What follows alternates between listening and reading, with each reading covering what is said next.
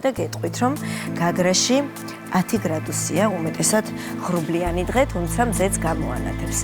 სოხუმშიც ასევე უმეტესად ღრუბლიანი და 11 გრადუსი გელოდებათ, ზუგდიდში ჰაერის ტემპერატურა 13 გრადუსამდე გათბება, მესტიაში კი მხოლოდ და მხოლოდ 3 გრადუსი გელოდებათ.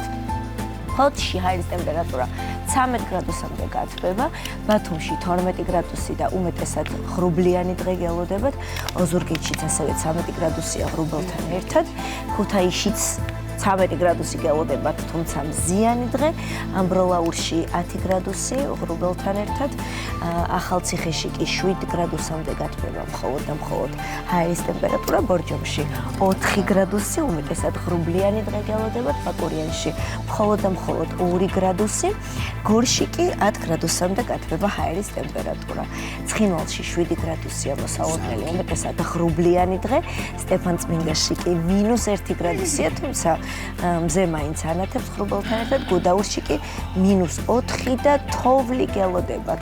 თელავში წვიმს და 7 გრადუსია ჰაერის ტემპერატურა, რუსთავშიც ასევე წვიმაა მოსალოდნელი და 9 გრადუსი ჰაერის ტემპერატურა, ჩვენს დედაქალაქში კი მოღრუბლული დღე და 10 გრადუსი გელოდებათ. და ახლა ველოდებით იმ კადრს, რომელსაც ველოდებით ხოლმე ყოველთვის. თოვლიანი მეგონა. არა, განათებულია თინათი. ფერია სახურავები რო ხო დათოვლილი. ზანთარი შემოგვიბრუნდა, აქ არა უშავს, ნუ ლაბადად მე მგონი დედაქალაქს არ ჭირდება დღეს. ჯერჯერობით არა. ყოველ შემთხვევაში ფაქტია რომ ხან თობით შემოთე არა ხო და მაინც